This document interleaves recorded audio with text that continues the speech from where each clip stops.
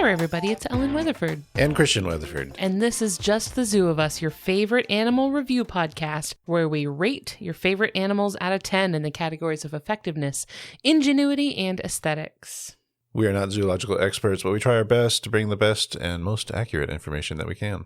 And we have a couple of things to shout out real quick. First of all, thank you so much to everybody who came out to Nerd Night a couple weeks ago. I got to talk to some really, really cool people who stopped in to hear my talk on the zoology of dragons, which was a great time. Thank you so much to the listeners of the show who came to see that. I really enjoyed getting to meet you guys. There will be more Nerd Nights in the future, so go check those out if you want to have a fun time learning new cool stuff in Seattle. Also, we are having a tide pooling meetup in a couple weeks here on April 18th that has been mostly organized actually by people in our Discord. Details about that will be on our social media, so make sure you go check out our Instagram and stuff like that for details if you happen to live in the Seattle area and want to come tide pooling with us. The springtime is a really nice time to go tide pooling. Because, like, the weather is getting, like, really nice. It's starting to be, like, nice and sunny and warm. And I'm really excited about that. Also, as part of the Max Fun Drive, there will also be a meetup day. Also, Scout from our Discord has helped out with scheduling a Seattle meetup for Max Fun Drive. That is on Thursday, April 23rd. And there will be a Seattle meetup, which I am very much looking forward to being at. It will be at Mox in Ballard. And it's going to be a really fun time. So head over to, I believe it's maxfun.org for more details on Meetup Day. Have you been to that location before? Not to the Ballard one, but you and I have been to the Bellevue Mox. Right. And it's so much fun. Oh my gosh. If you live in Seattle or near Seattle, you got to go to Mox. It's so fun. It's like a board game, restaurant, store, bar, all sort of. It's really, really fun. So yeah, that's what I wanted to let people know about is those two things. We have a tide pooling meetup and a Max Fun Drive meetup day. How's your, are you recovering for the attempt I just made on your life a few minutes ago? Yep. Still smelling that coconut. We have chili cooking in the house. I wish we could communicate the background smells in our house right now because we're cooking chili in the slow cooker right now. And so our whole house smells like chili, which smells delicious. So I thought that was what you were smelling. But you came into the office to record and you said you smelled something that smelled kind of like perfume. I have just put on coconut and pear flavored chapstick. So I was like, oh, is it this? And I went to go hold it up to you to smell it and see if it was the smell you were smelling. But I didn't realize you were also leaning in at the same time. And I'm pretty sure I shoved the chapstick into your nose. Yeah. Did it get any nostril in there? I think so, yeah. I'm sorry, I didn't mean to. It's okay. There's worse things to be stabbed by. But you know what? I bet your nose smells really good now. At least it's a pleasant smell to get stuck in your nose. You've heard of songs getting stuck in your head. Now get ready for a smell stuck in your nose. That is the smell equivalent of being blindfolded. That's true. Sometimes that's what you want. I've heard of that. I've heard of people putting like a little when you're hiking in the forest and you find some like pine sap or something, you can put a little bit of pine sap just like on your upper lip and it makes kind of like it's like an air freshener that you like carry around with you. So there you go. Sorry about that. All good. This week, I have an animal to talk about. Do you want to try to guess what it is? You want to play Metazoa to try to figure out what it is? I don't. We've been really into Metazoa over on our Discord for anyone who is aware of that. It's like an online, it's kind of like taxonomy Wordle. It's where like you put in a guess for an animal and it gives you how closely related your guess is to the target animal. I've gotten good at it. My score is getting better. Oh? I'm getting better at it. I did it once. How did that go? Okay. That's all I've done. I don't even keep up with the regular Wordle. I know. So. You're not like a daily puzzle game person. No, if I'm doing something daily, something is wrong. Like that mobile game I was playing. You say that, and yet how long is your Duolingo streak right now? 800 something. 800? That's crazy. That's so much. That's years. Yeah, I feel bad. I feel like I don't have have enough to show for it. You're really treating it like a mobile game at this point. Like, I had to decide how to categorize it in budgeting. Like, is this education or entertainment? Yeah. Oh, that's right. You did start because you wanted your streak freeze. Yeah. That's how they get you. And yet, like, for how dedicated you are to it, you don't seem to enjoy it at all. Because every time you remember that you have to do it at 11:58 p.m. every night, you're always, like, devastated that you're like... I missed it by 30 seconds last night. I don't have to do it today, but... Well, there you go. See? How did I get on talking about that? I don't remember how we started talking about that. Okay, so I do actually have an animal to talk about this week. This week, I will be talking about jackrabbits. Okay. This felt a little timely to me because we just had Easter, right? Rabbits and hares are strongly associated with Easter. For some reason. Well, why don't you ask me about that in about... Why don't you ask me about that in like 45 minutes? Oh, okay. I will tell you. I do have notes on it, actually. So yeah, jackrabbits, these were submitted by a listener named B via email. My works cited will be in the episode description, so you can go check out all the sources where I got my information from. Now, we have done an episode on rabbits. This was episode... Was it me? No, it wasn't you. Really? I thought I remember looking into how their digestive system works. You did a different type of lagomorph called the pica. Oh, that's what it was. Which they do something, they have that weird poop stuff going on. Oh, okay. But we did have an episode on rabbits with Zoe Fegan, who's a veterinarian in Australia, who talked about rabbits with us in episode 290. But in that episode, we were focusing more on rabbits. Jackrabbits are hares. What does that mean? Did you know that they're different? No. And that rabbits and hares are different. I kind of assumed these were all just regional synonyms.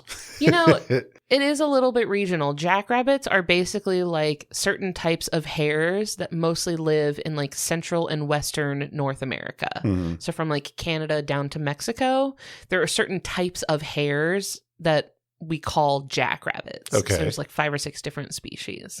Now, as hares, they tend to be a good bit larger than rabbits. They're about 2 feet long, or 60 centimeters, and between 3 to 6 pounds, which is 1.5 to 3 kilograms. So a good bit bigger than a rabbit. Also, you can kind of tell by the way that they are. They're longer, like they tend to have longer limbs. Yeah. They have much bigger ears than rabbits. They tend to be leaner. Would you naturally see a hare and a rabbit next to each other side by side? You could. You very much could. So like in the Southwest, they have things like a desert cottontail, which is a rabbit, and jackrabbits and other types of hare, like desert hares. So you would actually see overlap between hares and rabbits. Are they mortal enemies or are they indifferent? You're more than welcome to headcanon that. Enemies to lovers. They can't interbreed, though. They can't like hybridize. Okay. They're distantly related enough that they could not interbreed. Jackrabbits belong to the genus Lepus, Lepus, which is in the family of Leporidae, which they share with their cousins, the rabbits. Hares, I think, kind of look like a second stage Pokemon evolution of rabbits. Yeah. Like rabbits look like the cute, rounded, like bubbly looking little baby Pokemon. And then hares kind of look like that second stage evolution where they're like a little more serious. I think I saw someone describe it also that hares have that like manic Feywild energy about them. They're deeply haunted. Yeah. They do have like a haunted energy to them. Yeah. They look very like gaunt. And I think a lot of that is to do with their eyes. So in like rabbits, they typically have these eyes that appear to be all like dark or like they look kind of just like black beady eyes, which looks a little bit more, I think, cartoonish. Yes. But with hares, they have this like bright yellow iris around the pupil. Right. And so it looks more like harrowed. Yeah. Huh. They do look very manic. They do look very frazzled. They also act that way and behave that way. Yeah. So they do just seem like a haunted rabbit, sort of like a rabbit with a curse on it. There are a lot of Tumblr posts out there that are like, you can tell a rabbit from a hare because a hare looks like it like met God. Oh yeah. Like the hare has like been through some stuff. So this is also timely because of our Dungeons and Dragons game. How so? Just because of the rabbits and the Fae. Yeah. kind of theme to it. Maybe you can speak on that a little bit more. I don't know very much about what are they called? Herringons. Herringon. Yeah, it's the playable species in D&D, where you're like a rabbit humanoid. This is for like your player character. Yes, or NPCs. True. We do have a Herringon player in our party, actually. Yes. We've been playing D&D with some of our friends, and one of my friends is playing as a Herringon right now, named Chard. Yeah. You'll never guess, but like we have sort of an animal theme among our group. If anyone's curious about our D&D shenanigans, you can ask me off the pod. I promise I'll be happy to share. Just I like to stay focused and on task on this show. Did you say yappy to share? I didn't, but I might as well have. That sounds like you were filling in that blank on your own. Okay, so just to zoom out a little bit more on, I mentioned this word earlier, lagomorphs. So hares, rabbits, and pikas make up the order of lagomorphs, which is actually distinct from rodents. A lot of people think that rabbits and hares are rodents. They're not. They're different. And you can tell them apart by the lagomorphs have an extra set of incisors that rodents do not have. So rabbits and hares and pikas have 4 sets of incisors. Rodents only have 2. Okay. Yeah. So those are the only 3 lagomorphs. Yes, those are the only 3 sort of groups of lagomorphs. Pikas are more distantly related, and then you've got the rabbits and hares that are the leporids. Pikas are really cute also. They're adorable. They definitely, you can tell that they're rabbit adjacent, but not quite the same. So if this is anyone's first time listening to this podcast, what we do is rate animals out of 10 in different categories. And the first one is effectiveness, physical adaptations, things built into the animal's body that let it do a good job of the things that it's trying to do. I'm giving jackrabbits a 10 out of 10 for effectiveness. You can really tell that they're specialized in these wide open grasslands. Zoe Fegan actually used the word grassland specialist, which I think is like, you can really tell that they're made for these just wide open plains. They are meant to go, and they are meant to go fast. Yeah. These are zoomers. They are going.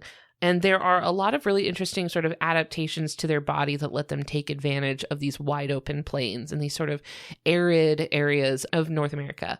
Hares in general, way more so than rabbits. Rabbits are pretty quick. Have you ever tried to catch a rabbit? No. You should try it. It's hard, okay? They're fast. I look from a distance. I know. Appreciate. I know, but I had to catch one at the pet store one time. Oh, okay, I see. Yeah, they're fast, but hares are like even more so. They're hares are like the Ferrari of small mammals, basically. They are meant to zoom as quickly as they possibly can. They have these really long legs that kind of make them look like deer almost. Like they look very deer-like. Huh. They're very lean. They're not as fluffy as rabbits. They're a lot more aerodynamic. And they can reach speeds of up to 45 miles per hour or 72 kilometers per hour.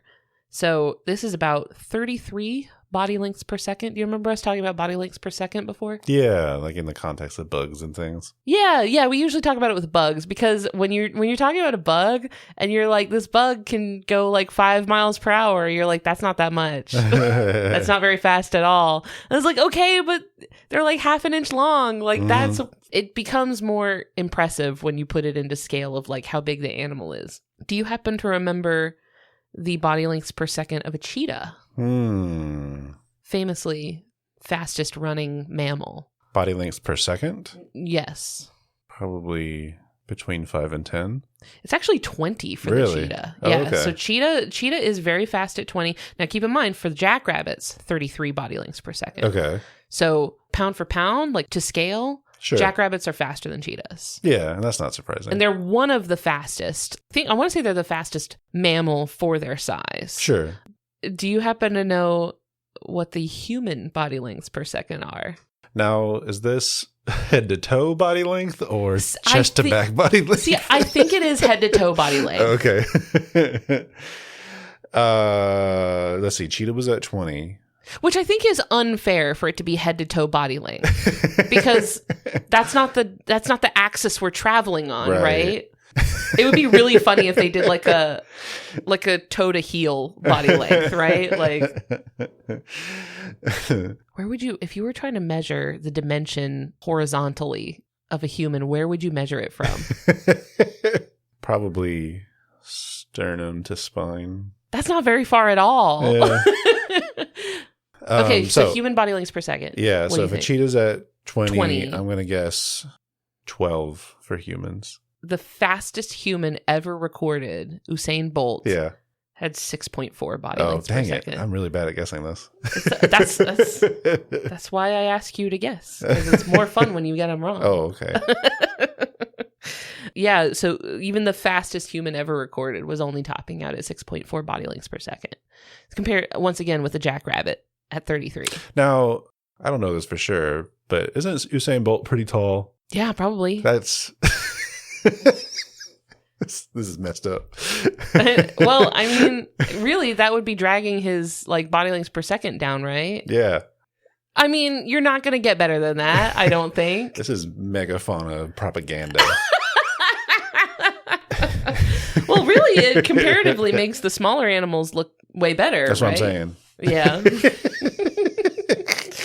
Something that I thought was interesting, which I actually remembered from the conversation with Zoe Fegan, is that even the shape of their skull is adapted specifically to going very fast in a way that I think most others are not. I haven't heard of any other animal having this type of adaptation, and it has to do with their facial tilt. So among the lagomorphs, there is a very strong correlation between how fast the animal runs and how steeply their snout points down. So if you imagine that they're looking straight along the horizon, right? Sure. The angle of their snout is steeper the faster that they go. So if they go really slowly, like imagine a pika, their snout kind of points out along the plane of vision, basically. Oh, okay. But when you look at rabbits, theirs are pointed down maybe like 45 degrees. But when you look at hares and jackrabbits especially, their nose is sloped. I mean, it's like a sheer face. Like it points nearly straight down, like a very, very steeply sloped face. Huh. Do you have any guesses as to why that might be? Like why those two things might be related? Probably vision related, right? Yeah, to see what's on the ground. Yeah, because like if you're running, you need to see what you're running into, right? You need to be scanning the ground so you can see. But also seeing where you're going, like in the more distant. Right. Like more distance. Yeah, so the idea is that the nose is steeply sloped to be out of the way of the eyes. Yeah. Like they need to get their nose out of the way so that they can run fast. But I can't think of any other animal that's shaped like that. Because usually when I think of like animals that are meant to go fast, I think of them being very streamlined, right? Like aerodynamically streamlined. Now, are their eyes more centered on the front of the face than side face? No, they're to the side. Oh. They have a nice wide sort of field of view. There's a popular like idea that animals with front-facing eyes are predators and animals with side-facing eyes are prey. That is like often true, but it's not a rule. Sure. Like I want to do away with that idea because there are a lot of like examples either way. It's just not, it doesn't always work that way. There are a lot of like primates who are not predators who have forward facing eyes. Sure. Right. And they're like birds of prey have side facing eyes. Like it's just not as cut and dry as that. Yeah, never is it? No. I mean, like birds and things, I guess the thing with them is their beaks are normally more narrow than a snout. That's true, yeah. So they wouldn't necessarily have to have much to get out of the way. Yeah. Yeah, I just thought it was interesting, like the shape of the skull being adapted to being able to still see so that you can run really fast without tripping. Yeah. Makes sense, because like the faster they go, the more... the more it's going to hurt if you run into something. Now, I was thinking about, because when I was reading about this, these are animals that live in either grasslands or deserts or something in Central and Western North America. And something that I remembered from a long time, because I'm like, these animals are so fast. They are incredibly fast. They are like orders of magnitude faster than like most other things that live there. Especially like the larger predators that would be probably chasing them on the ground. And it reminded me a lot of the pronghorn. You've seen pronghorns before. You saw pronghorns kind of by accident, didn't you? I mean, just a small glance while driving. That's more than I've seen. Well, I've seen them in a zoo, but you saw them in the wild, which I think is really, really cool. Yeah. So with those, that they were adapted to a predator that's no longer here. Right. That's where I'm going with this. Okay. Yeah. So the idea is that the pronghorn is the second fastest runner in the world, incredibly fast, way faster than any predator in North America. Like, the idea is, like, why would they be that fast if there's nothing else that could come even close? Like, usually with animals, they get to those high speeds because there's selective pressure making them faster and faster and faster. Like an evolutionary arms race with a predator. Like, the predator is getting faster and faster, so the prey species has to get faster and faster to escape them. So that's how you get the pronghorn, which evolved in North America, where there used to be a cheetah. We used to have a North American cheetah. It went extinct, I want to say in the Ice Age. It was called Myricynonyx, which I think more recent research has suggested that they might not have actually been as, the word is cursorial, as in like a running, chasing predator. They might have been a little bit more like a mountain lion, a little bit more like a puma or something like that, but they were closely related to cheetahs. And the idea is that in North America, we used to have this cheetah that was a very, very fast running predator, and the pronghorn had to get faster and faster to escape the cheetah. Cheetah goes extinct. Pronghorn is now promoted to fastest animal, but now there's no predator that can run even nearly as fast as them. So they're just running that fast for no reason now. So I was wondering if maybe the jackrabbit had some sort of similar, I don't know about that. That's purely me noodling around. But Sure. I was wondering if maybe jackrabbits had like an ancient pressure to run faster and faster to get away from the cheetah. Perhaps a bird of prey that's no longer as around. They do get griefed by birds of prey on the regular, like all the time. They do absolutely have to run from birds of prey. Yeah. And birds of prey can be very, very fast, especially if they're diving. So it makes sense that they are still fast. I was just wondering if maybe the cheetah put some pressure on them to go faster and faster. Would the presence of cars put pressure on animals to be faster, or is really the bottleneck there just recognition that the car is a danger? I think that, first of all, cars have not been around long enough to like actually be exerting any adaptive pressure, like at the scale of time that they've existed, right? Like that adaptation usually takes a really long time. Yeah. I mean, I do wonder if there's some adaptive pressure towards detecting cars, right? Because like the animals that you see getting hit by cars most often tend to be nocturnal animals with very poor eyesight who cannot see the car coming and they don't know it's there. Or they're very, very slow and they can't get out of the way fast enough. True. Like armadillos and opossums and stuff like that. They just don't have great eyesight. But deer, like, they have the capability, I think. And they choose. They're getting hit by cars for the love of the game. It's their hobby. They do it on purpose. So yeah, jackrabbits are just, they're the go fast champion of North America. They're extremely fast. What's their diet? Rabbit stuff. Okay. So nothing strange. Like they're not chasing their own prey down or anything. No, I did actually see I saw this a lot in YouTube videos, which I think goes to show how reliable YouTube videos are. I saw some YouTube videos make some bold claims that jackrabbits actually like eat meat and are like the only types of hares that eat meat. I could not back that up with anything. I could not find any evidence that they ever ate meat.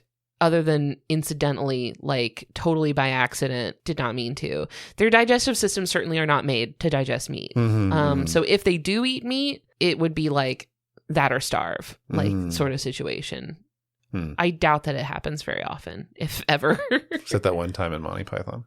Did that happen in Monty Python? Yeah. Oh. The run away. And there's a little cute white rabbit that's I see. Maybe that's where it came from. Maybe that's where the idea came from. Because they'll sometimes eat bugs, but even that seems to be incidental. Like they're just eating grass or like sagebrush or something, and like there's a bug on it, and they just eat it by accident. So I don't think they're definitely not hunting, but that would be a cool idea. Yeah. Like a cool story idea. I do feel like hares and jackrabbits in particular are rich veins for like fantasy folk horror because of how spooky they look. And they're nocturnal, so they're running around at night. And the desert is just inherently spooky. Like everything's spooky in the desert at night. And jackrabbits are just like emblematic of that. You catch one of these. I mean, you see them in broad daylight. They're already kind of spooky. But if you're seeing one that's kind of like lit by a flashlight in the middle of the night, whew, that's a jump scare. So another thing that I wanted to talk about for their effectiveness is their ears. Because like you can't talk about a rabbit without talking about their ears, but jackrabbits in particular have the ear slider is as far to the right as it'll go. Like they have really invested a ton of their points in their ears. Like jackrabbits have much bigger, wider, like sort of satellite dish ears. Let me show you a picture if you haven't seen one recently. And they're not floppy like some rabbits. They're not floppy at all. I think it's only domestic rabbits that have floppy ears. Really? Yeah, I don't think there's any wild rabbits that have floppy ears. Huh. But I'll show you an example. So this is an antelope jackrabbit, which is maybe my favorite species of jackrabbit. Oh. Look at that. Yeah. Absolute satellite dishes on this fellow.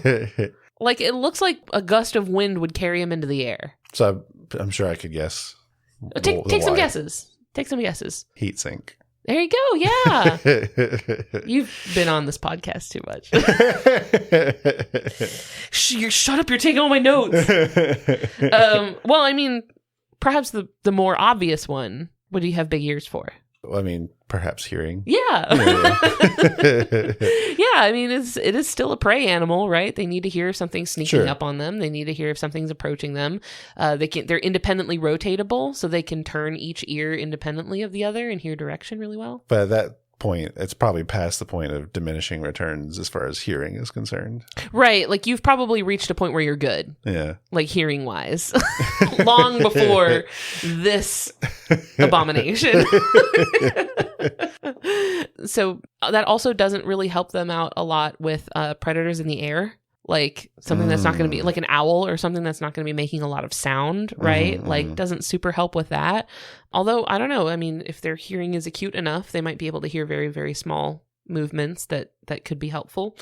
But yeah, a lot of the reason why their eyes are so incredibly large, especially compared to other types of rabbits and hares, is something we see in a lot of desert animals, which is that the ears are acting as a heat sink. Do you want to expand on the heat sink thing? Yeah.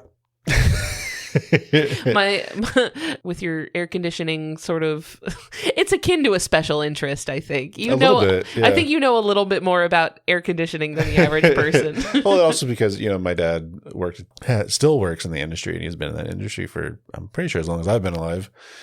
But taught you a thing or two. Are you an air conditioning nepo baby? No. Well, but also in Florida, we had our air conditioner broke every 30 minutes. So I'm the type where, like, if I'm suffering, I need to understand all the ins and outs of why I'm suffering.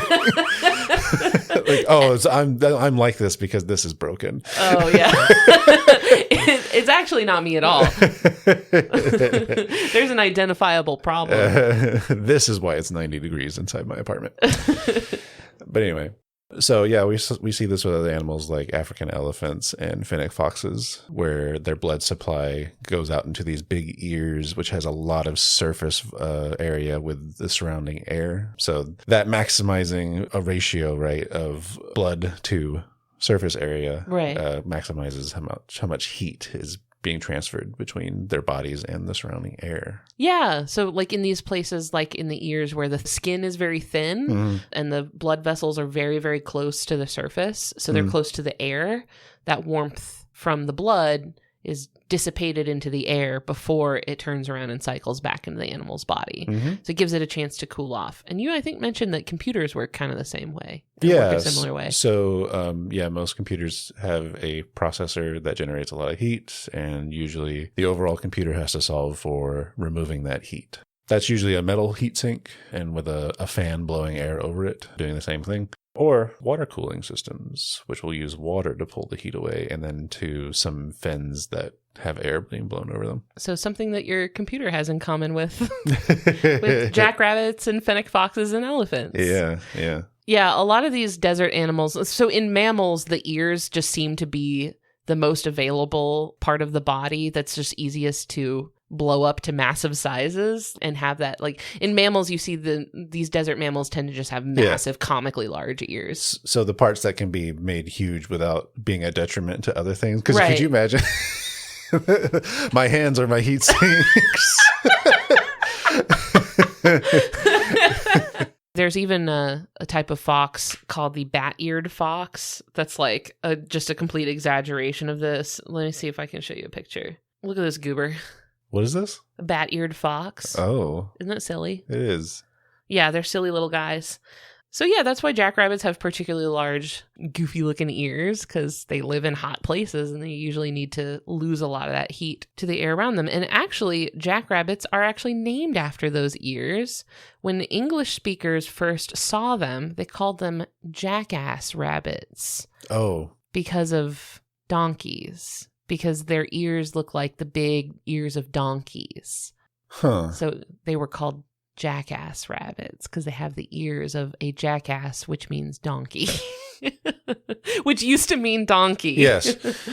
Were donkeys endemic to the Americas, or did Europe have donkeys as well? You know, I don't know. I feel like, no, they're from Africa. Really? That's what it is. They're originally from Africa. Oh. And through trade, I believe they did be dispersed into, like a domesticated form of donkey made it into Europe. Okay. But they're originally from, I want to say it's the African wild donkey, I think is like the ancestor of domesticated donkeys. Uh-huh. Let me look it up. Hold on. Okay. Yeah, the African wild ass, Equus africanus, is the wild ancestor of the domestic donkey. Okay. Because where They my have zebra stripes too. Oh, nice. Where my mind was going was like that origin story of the jackrabbit name implies, of course, that they had come across donkeys before jackrabbits. Yes. So, Yes. See, look. Yeah. So yeah, donkeys originated in Africa, but they would have been familiar with the domesticated donkey by then. Mm-hmm. So that's where the Jack part of the name came from. I was wondering that. I was like, why do they call him a jackrabbit? Yeah. Like, who is Jack? What are we talking about? Okay, kind of the last thing I want to talk about for effectiveness for jackrabbits is that, and this is a big difference between hares and rabbits.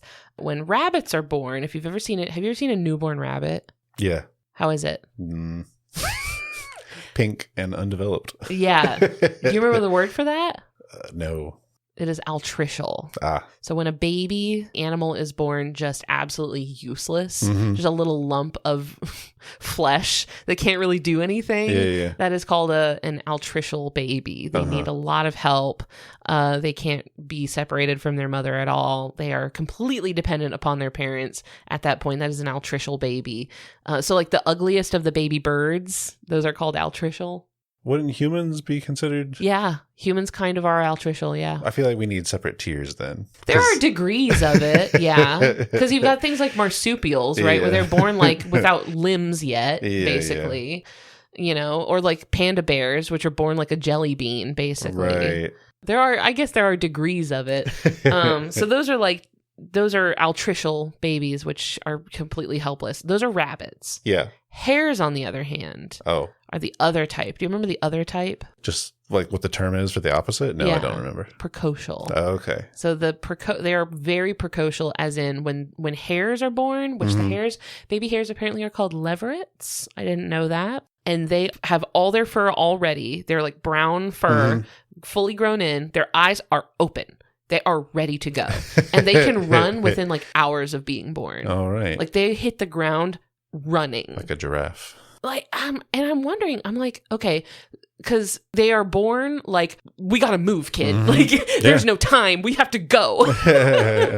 There's so much like frantic energy, I feel like, coming from hares and jackrabbits where like, I'm like, what happened to you?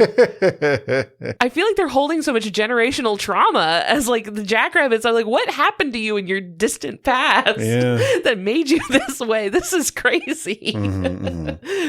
Yeah, it's that haunted sort of like something deeply troubling happened to them in their natural history that made them just like, bro, we cannot even nest. Like we can't even, we have to move, kid.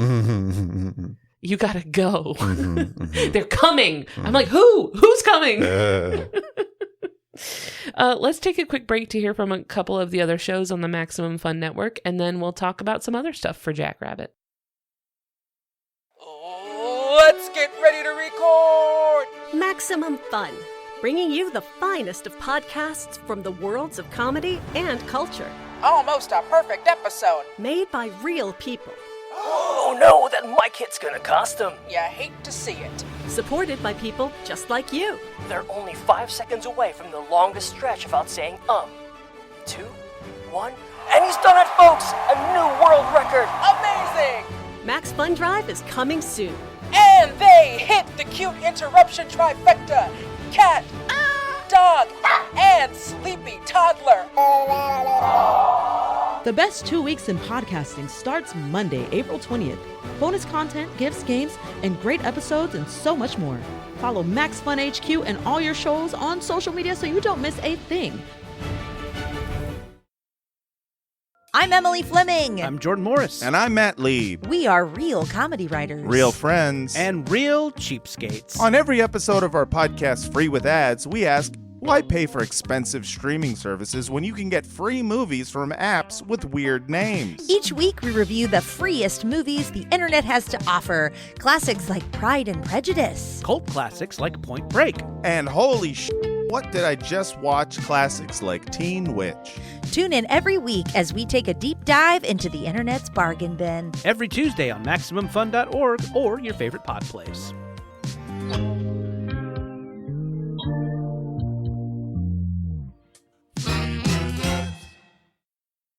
So the next category that we rate animals on is ingenuity. These are behaviors, things the animal is doing with their body to navigate their world, solve problems that they face. And I'm giving jackrabbits a 4 out of 10 for ingenuity.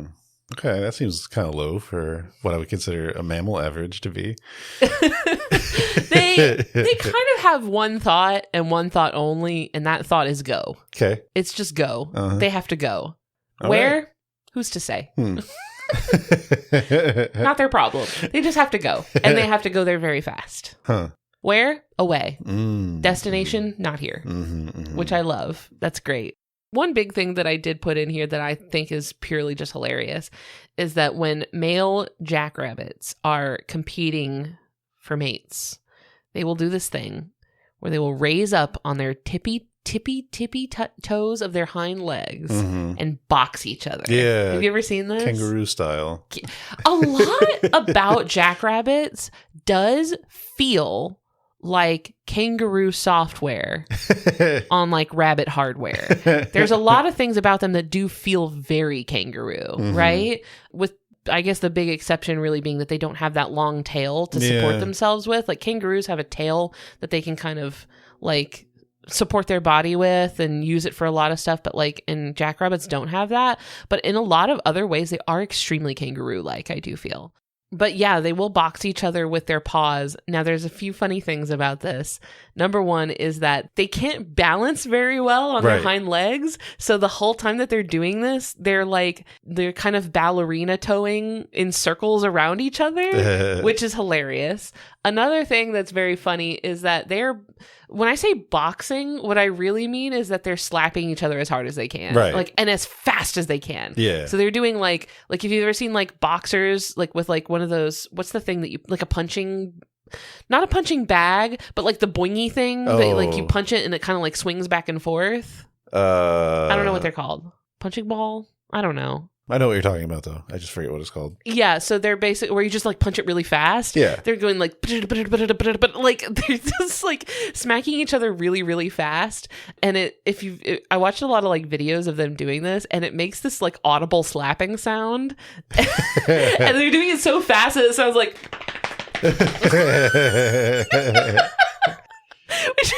And also the whole time they're kind of leaning their head away from each other so that their faces don't like catch a stray. Yeah. And it is so funny because they're just doing this like slap fight. It is very funny. Probably not to them, but to me it is.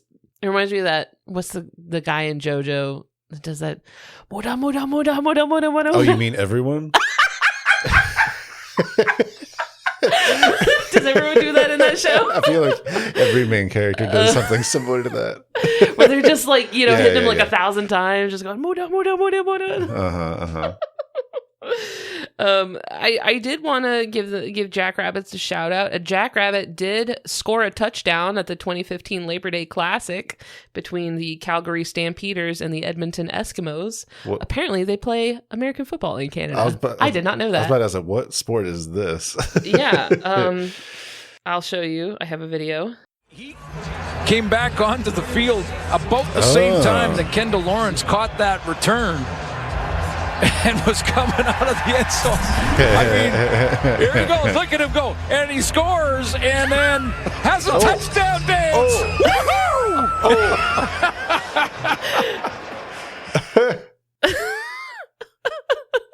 So a jackrabbit got onto the field, which apparently that happens a lot. Yeah. Like, apparently that is very common. Jackrabbits get on fields all the time. To them, it's just another field. They're like, oh, great.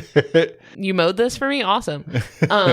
So they get on the field, they run around, and this particular jackrabbit just happened to run to the end zone and like make a touchdown. And in the video, he does this like big jump, right? Where he like jumps up into the air and kind of like is doing a little bit of a flip, which is very funny timing because it looks like he's doing like a celebratory touchdown dance. Yeah. Some people like in the comments think that maybe the rabbit is doing something called a binky, which is a behavior that rabbits do, where when they just get really, really excited, they just kind of like popcorn into the air. Like they just bounce. Like they're not going anywhere. They're just bouncing like because they're excited. I think maybe it was an evasive thing. Like I think maybe the jackrabbit was trying to like evade people who were trying to get it off the field and, you know, maybe just jumping up into the air to try to like, it looked evasive to me. The jackrabbit did not look like it was having a great time.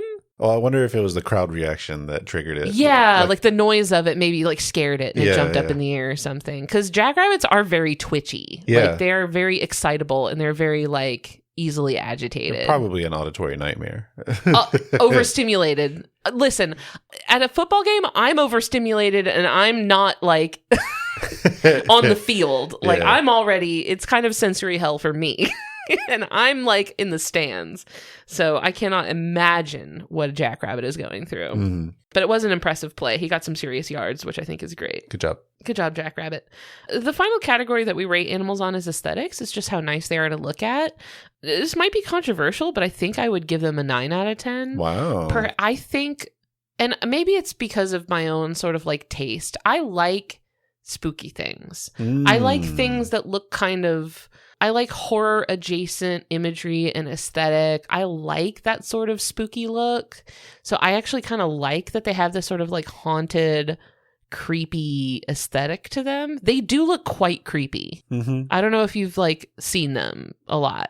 Probably not in person very much, if at all. Let me pull up some pictures because they're not as like, they're definitely not as like rounded and cartoony and cute as rabbits. Mm-hmm.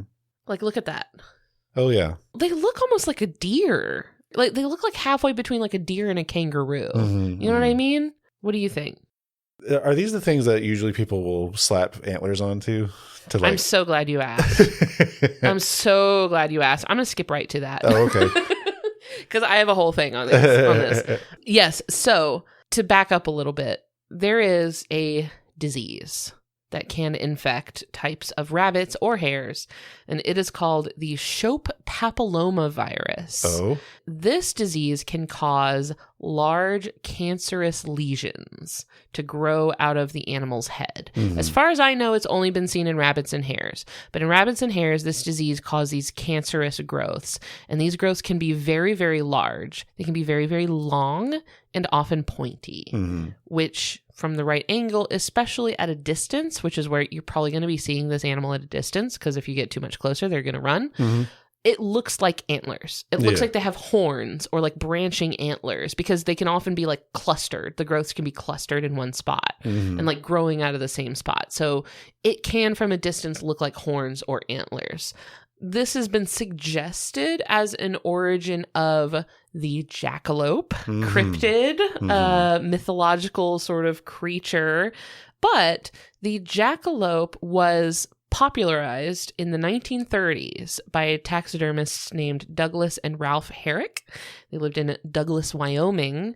And their version of the story is actually that they already had a deer carcass that they were going to taxidermy. They came home from like a hunting trip with a rabbit carcass and just kind of like tossed it on the ground with the other things that they were going to mount. And the rabbit just happened to like land on the deer carcass in a way where like it looked like the antlers were like growing out of the rabbit. Yeah. And they were like, no, hold on, that actually looks pretty cool. And just like the way that they tossed it on the ground, like gave them the idea to mount the antlers on the rabbit. And so they tried it, and it sold for $150, which was huge money in the 30s. Yeah. And it ended up being very, very popular, and they ended up making a ton more and really popularizing this idea of the jackalope. Oh. So an antelope and a jackrabbit mixed together. Yes. Which they must have been referring to the pronghorn, like when they use the word antelope. America doesn't actually have any native species of antelope, but pronghorns are often called antelopes. Oh. They're actually more closely related to giraffes, but they are... Wait, hold up. Pronghorns are more... Huh. Right? Weird, right? Isn't that crazy? Huh. But they're called an antelope just because they kind of are antelope adjacent. Yeah. So the jackalope ended up becoming kind of like the pride and joy of the city of Douglas, Wyoming, which is where these taxidermists were from. Okay. So the city of Douglas has they bill themselves as like the home of the jackalope. Jackalopes are on their like city logo. Wow. There's statues of jackalopes everywhere. It's kind of like the theme of the city. They're really, really proud of the jackalope because it's like their local thing, basically. Sure. And I got this from the city of Douglas's website. Jackalope milk may be obtained at the Douglas Visitors Center along with hunting licenses. However, those seeking licenses should beware of the difficulty in bagging a jackalope. Besides their innate ability to blend in with their natural surroundings, licenses are only issued to those with a demonstrable IQ of less than 72 and are only valid between the hours of midnight and 2 a.m. on June 31st of each year. Wow. How many days does June have? Less than 31.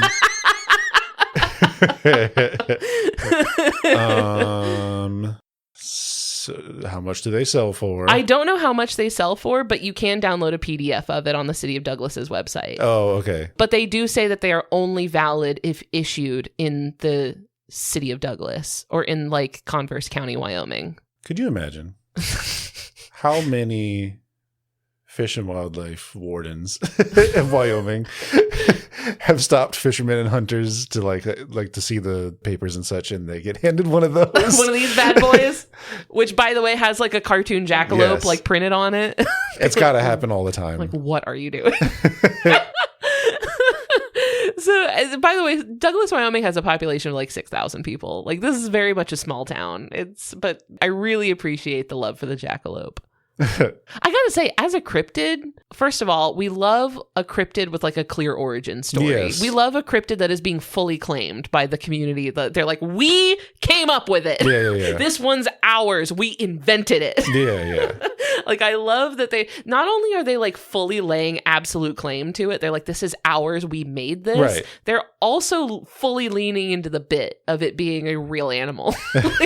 Yeah. They're fully playing along. They're like, yes, it's real. And we invented it. See, this is where I think Bigfoot suffers, is because it's not localized. Right. It's across the entire continent. Well, I mean, Bigfoot's origins are much older. Bigfoot comes from like folk legend from thousands of years ago. So like there wouldn't be one community that could claim like we came up with Bigfoot. Yeah. Right? Because like there's a huge cultural thing to it in this region in the Pacific Northwest, but also we went ourselves to a Bigfoot museum in Georgia. We did. Thousands of miles Not away. where Bigfoot goes.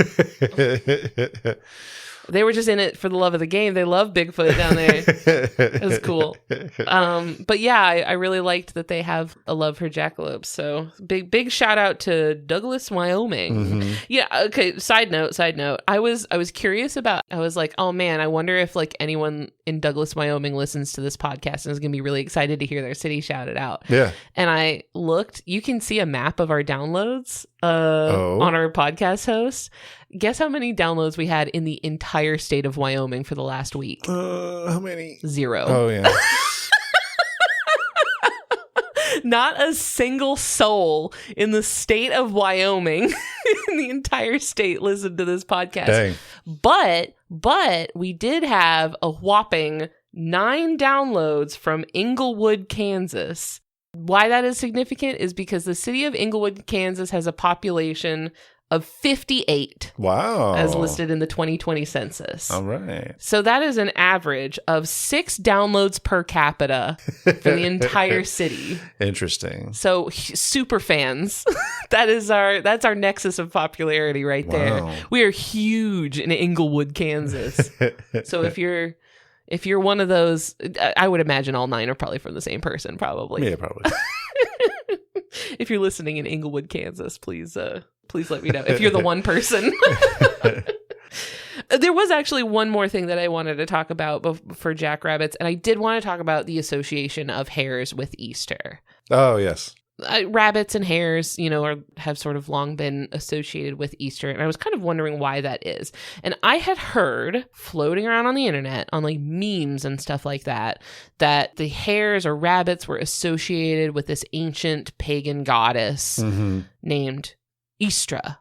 Ustra or Istra, they're like different ways of pronouncing the name, that like predated Christianity, and that, a holiday dedicated to the worship of this goddess Istra, and her hare or her rabbits like being her sort of main animal, was later over time like co-opted and became Easter.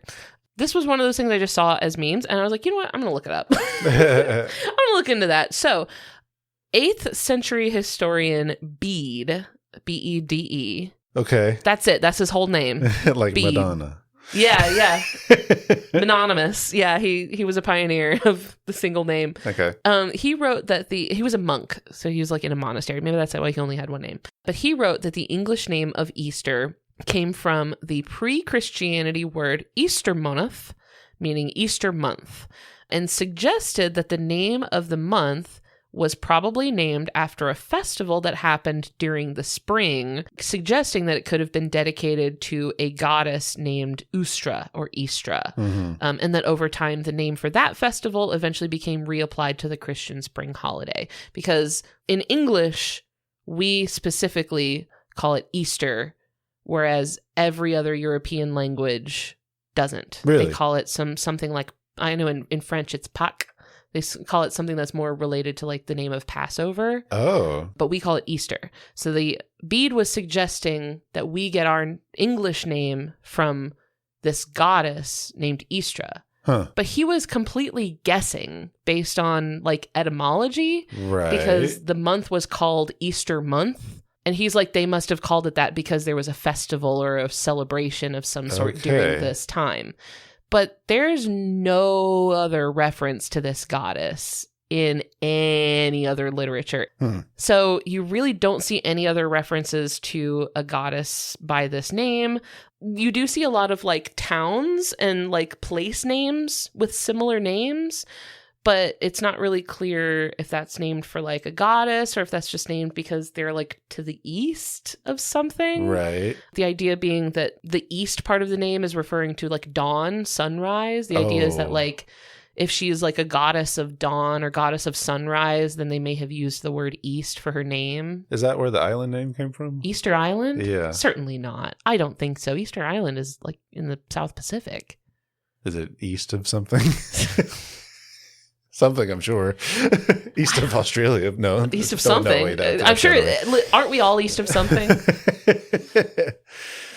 Everything's east of something. No, I mean, maybe that was a Christmas Island situation where like someone landed on it on that day. Oh, forgot about that. But so anyway, there don't really seem to be any other references to this goddess. So whether or not Easter was an actual goddess is like worshipped by actual like ancient Anglo-Saxons.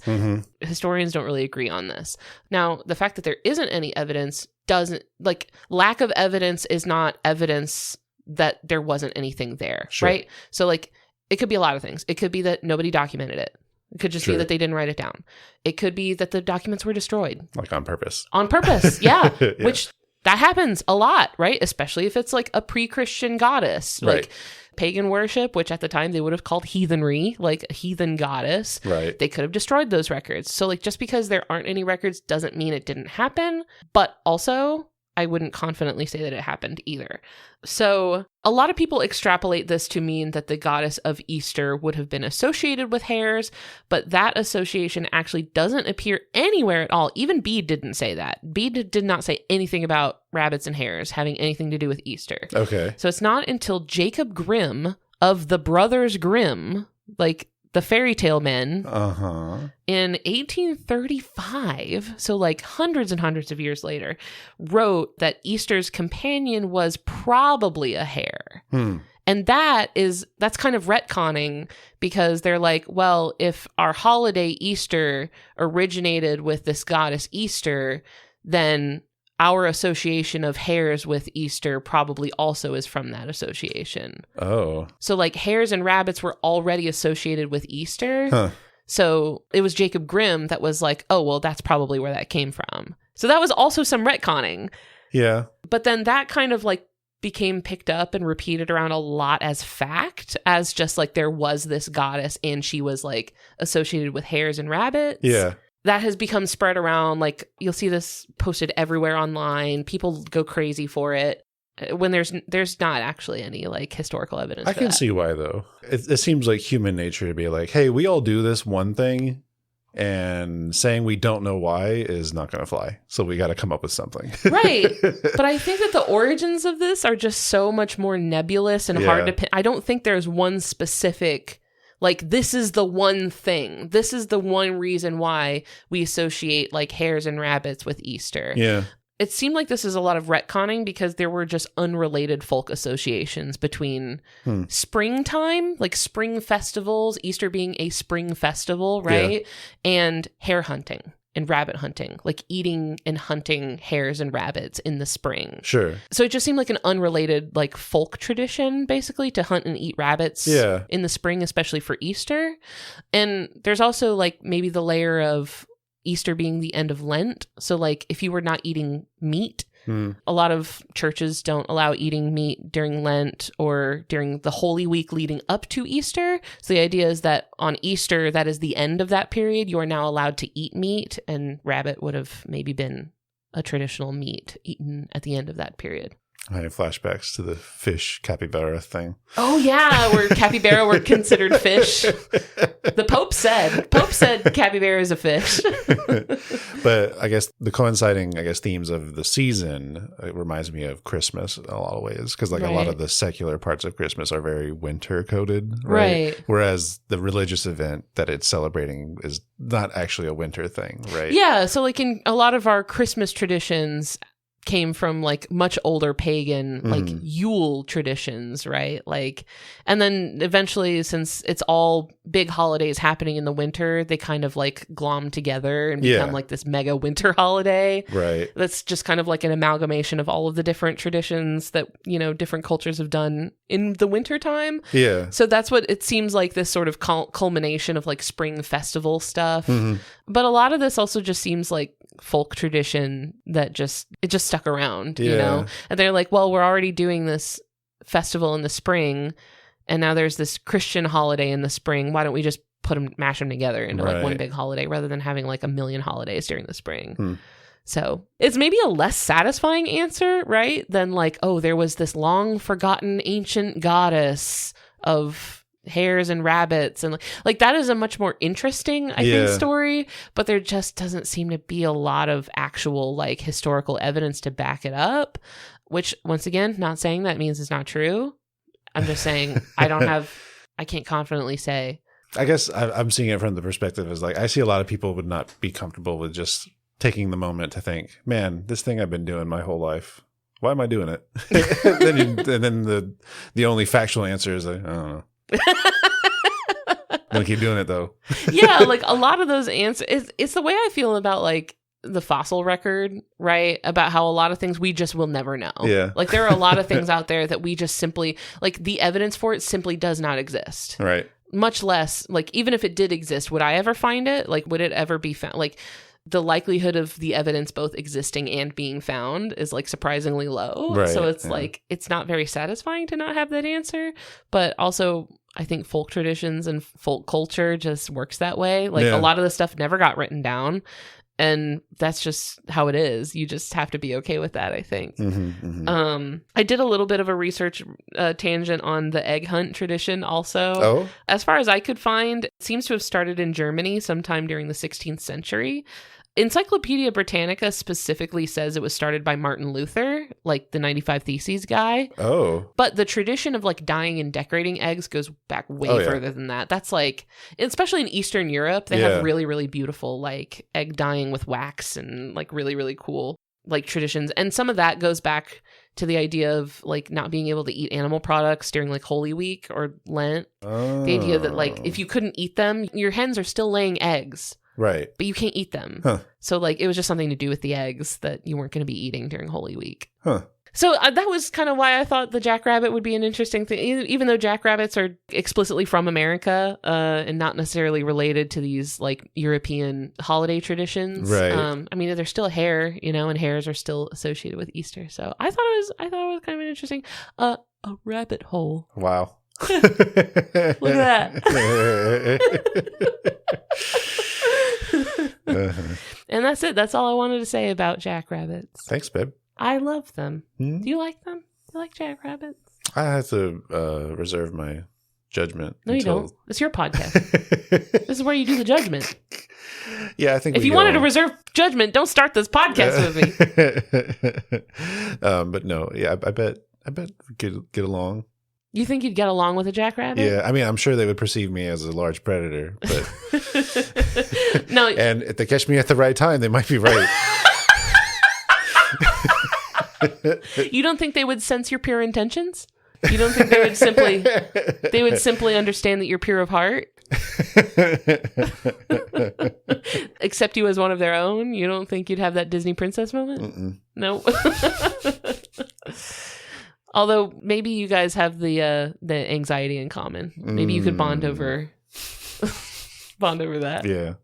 Well, that's Jackrabbits. Thank you so much for hanging out and listening to me talk about Jackrabbits, Christian. Thanks for talking about it. And thank you, dear listener, for spending this time with us. If you had a great time, I would love it if you left behind some nice words for us in a review on your podcast app of choice. If you want to come hang out with us online, we're on Facebook, Instagram, Discord, Blue Sky. Links to everything will be in the episode description. Once again, please do go follow us on, especially Instagram, I would say is where I'm most active, because that's where I post like when we're doing stuff out and about, right? Mm-hmm. Like we've got Tide Pooling, we've got Max Fun Drive Meetup Day coming up. I also in, I think, June have another talk that I'm giving in Seattle. So please keep up with us on there so you can, if you live in Seattle, so you can come hang out with us. Also in our Discord, we have a Seattle local channel where we post about things going on. And, you know, sometimes people get together for bird watching and tide pooling, all sorts of cool stuff like that. If you want to learn more about the network and how you can be a part of supporting our show, plus get access to our exclusive monthly bonus episodes, like this month we did one about Pokemon, that's over at MaximumFun.org. And finally, we'd like to thank Louis Zong for our theme music. Thank you so much. Thank you. Thank you, Christian. We'll talk to y'all later. Bye. Bye now.